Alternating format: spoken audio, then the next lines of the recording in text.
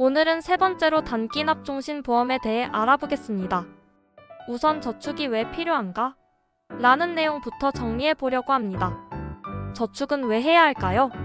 우선 저축이 필요한 가장 큰 이유는 목돈을 마련하기 위해서입니다. 하지만 은행에 저축을 하게 된다면 목돈을 마련하기 어려워집니다. 이유는 지난 시간에 얘기했듯이 목돈이 되기 전에 사용해 버리기 때문입니다. 그래서 목돈 마련은 보험사의 강제저축을 하는 것이 좋습니다. 특히 젊은 연령대에서는 더욱 목돈 마련이 중요합니다.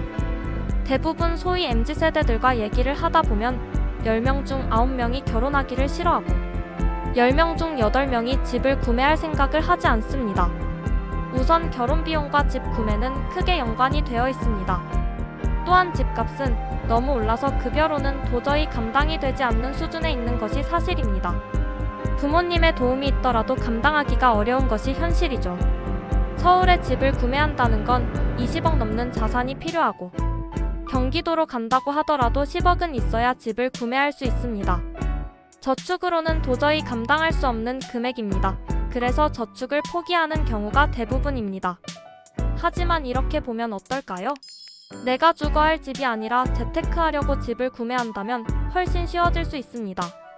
예를 들어 수도권 외곽의 소형 평수의 아파트를 재테크를 할 목적으로 집의 대상을 바꿔봅시다. 보통 1억 5천만 원 정도에서 15평 정도의 아파트를 구해야 할 수 있습니다. 대출이 60에서 70% 정도가 된다고 가정을 하면 5천만 원만 목돈이 있다면 충분히 구매할 수 있습니다. 내가 주거할 집이 아니기 때문에 대출금은 월세로 해결할 수가 있습니다. 그리고 1억 5천만 원짜리 아파트는 2년에서 5년 뒤 2억 이상으로 금액이 올라있게 됩니다. 즉, 시각을 바꿔서 재테크 목적으로 목돈 마련을 하게 된다면 집을 구매하는 것은 그렇게 어렵지 않습니다. 물론 부동산에 관심을 가지고 부동산을 공부하며 지식을 쌓아가야 합니다. 또한 지속적으로 자산을 늘려갈 수 있는 방법이 될 수 있습니다. 주식을 한다고 가정을 해볼까요?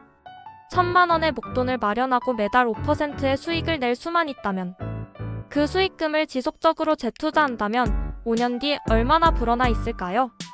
놀랍게도 5년 뒤 총 자산은 1억 8,600만 원 정도가 됩니다. 수익률이 무려 1,768%나 됩니다. 물론 이렇게 되기는 정말 힘든 일입니다. 그렇다고 아예 불가능한 것도 아닙니다. 내가 지속적으로 주식을 공부하고 지식을 쌓고 준비를 할 수 있다면 가능합니다. 문제는 나는 목돈을 왜 모아야 하고 그 목돈으로 무엇을 할 것인가를 정확히 판단하고 있느냐입니다. 목돈을 모으는 이유는 재테크를 위해서입니다.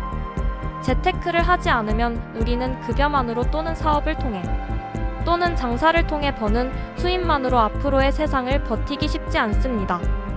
화폐의 가치는 지속적으로 하락하며 물가는 지속적으로 상승합니다.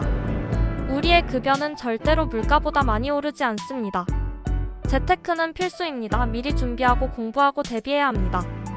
목돈을 만드는 이유를 정확히 생각하고 나의 상황에 맞는 목돈 마련을 준비해야 합니다. 보험사의 단기납종신보험은 당연히 보장성 보험이지만 강제로 저축을 하기에는 아주 효율적으로 사용할 수 있는 보험 상품 중 하나입니다. 또한 금융소득세를 많이 납부하고 있는 고소득자에게 엄청나게 세금 절감 혜택을 줄 수 있는 상품 중 하나입니다. 중요한 것은 보장성 보험이기 때문에 무엇보다도 납입금액 설정을 잘 해야 할 필요가 있습니다. 기본적으로 5년 동안은 해지할 때 환급금이 엄청 적기 때문입니다. 네, 맞습니다. 사업비가 큽니다. 하지만 5년 이후에는 원금에 도달이 되고 해지할 때 일부 저축 상품보다 조금 더 큰 이자 혜택을 가져갈 수도 있습니다. 즉, 재무 설계를 통해 유지할 수 있는 정확한 금액 설정이 아주 중요합니다. 그리고 금융소득이 많아서 금융소득세를 추가 부담하고 있다면 단기납종신보험의 가입이 세금을 줄이는 현명한 선택이 될 수 있습니다. 오늘은 목돈 마련이 왜 필요한지와 단기납종신보험에 대해 알아보았습니다. 모든 금융상품은 금융사의 이득이 먼저입니다. 금융사가 이득을 보려면 고객은 손해를 봐야 하죠. 대부분 보험사는 고객의 손해를 통해 이득을 봅니다. 보험사의 이득을 최소화하는 방법을 알 수 있다면 고객들은 이득을 볼 수 있습니다. 이게 저희가 하는 재무설계입니다.